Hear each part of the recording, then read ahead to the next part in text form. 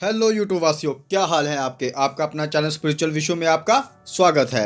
आज हम बात करेंगे महर्षि पतंजलि जी के बारे में। महर्षि पतंजलि भारत के महानतम ऋषियों और कुछ गिने चुने महान लोगों में आते हैं, जिन्होंने भारत को अपने तपस्या और ज्ञान के बल पर बहुत कुछ दिया। महर्षि पतंजलि जी ने हमें योग और अध्यात्म के जोड़ से ऐसे योग सूत्र दिए जो हमें मानसिक और शारीरिक दोनों रूप से स्वस्थ रखे।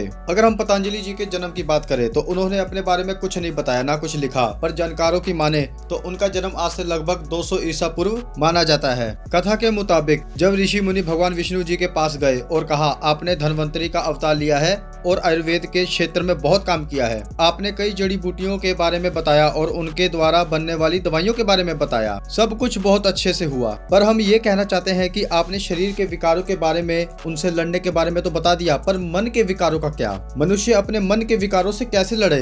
मनुष्य के अंदर का गुस्सा, उसकी काम वासना, एक दूसरे को देख के जलन करना, लालच करना, ये सब कैसे ठीक होगा? शरीर के साथ मन भी तो स्वस्थ रहना चाहिए। उन ऋषि मुनियों की बात सुनकर भगवान विष्णु जी ने सोच विचार किया और आदिशेष शेषनाग को धरती पर अवतार लेने के लिए बोला और कहा कि आप धरती पर अवतार लें और सबको मानसिक विकारों से बचने के लिए सचेत करें। तब आदिशेष यानी कि शेषनाग जी ने अवतार लिया। शेषनाग जी एक छोटे से सर्प के रूप में स्वर्ग से नीचे गिरे और एक महिला जिनका नाम अंजलि था उनकी हथेली पर जा गिरे। पत यानी गिरना और अंजलि महिला का नाम, जिसके करके इनका नाम पतंजलि पड़ा। महर्षि पतंजलि जी ने योग के ऊपर बहुत काम किया। वैसे तो योग का ज्ञान भारत में अनादिकाल से चल रहा है, पर महर्षि पतंजलि जी ने योग को समझते हुए इसे अध्यात्म की तरफ जोड़ दिया और योग के ऐसे ऐसे सूत्र दिए जो हमारे जीवन को स्वस्थ और तंदुरुस्त बना दे, मन से भी और तन से भी। योग के क्षेत्र में क्रांति लाने वाले महर्षि पतंजलि जी थे। महर्षि पतंजलि जी ही थे जिन्होंने महाभाष्य लिखी। अगर मैं आपको महाभाष्य के बारे में बताऊं तो ऋषि पाणिनि जी ने अष्टाध्यायी ग्रंथ लिखा।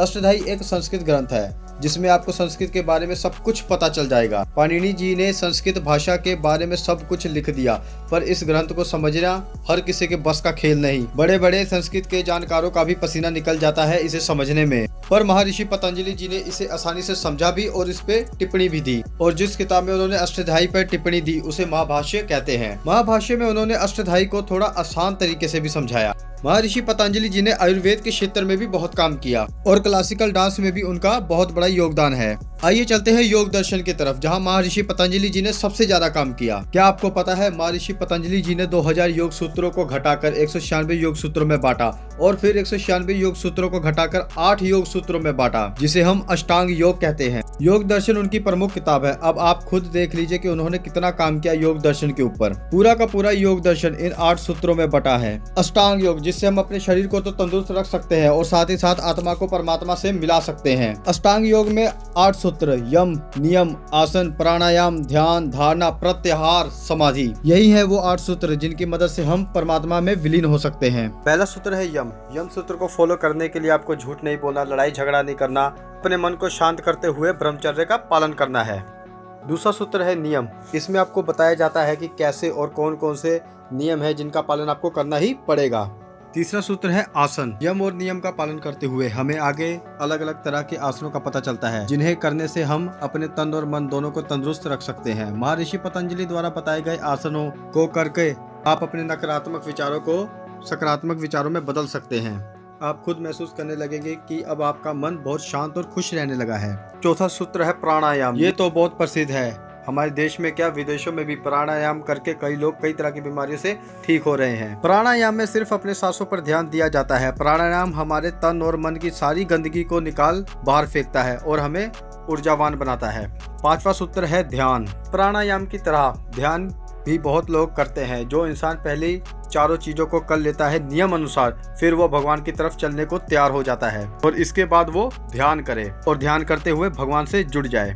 कुछ लोग तो अपने दिमाग को एक्टिव करने के लिए ध्यान करते हैं, क्योंकि प्राणायाम के बाद ध्यान सबसे शक्तिशाली सूत्र है। 6वां सूत्र है धारणा। धारणा हमें बताता है कि हम कैसे अपने ध्यान को पक्का कर सकते हैं, अपने मन को कैसे काबू में कर सकते हैं। इतना कुछ करने के बाद भी अगर आपका मन भटक जाता है तो महर्षि पतंजलि जी ने इसका भी हल निकालते हुए धारणा का सूत्र दिया है। इस सूत्र से हमें पता लगता है कि कैसे हम अपने मन को एकाग्रित करके ध्यान को दृढ़ बना सकते हैं। 7वां सूत्र है प्रत्याहार। ये है वो सूत्र जिससे हम अपनी इंद्रियों को अपने वश में ला सकते हैं। इन सभी सूत्रों के नियम अनुसार पालन करने से और जैसे पतंजलि जी ने बताया है उन रास्तों पे चलने से हमारे अंदर समाधि घटती है और यही महर्षि पतंजलि जी का आखिरी सूत्र है समाधि। तो ये है पतंजलि जी का अष्टांग योग।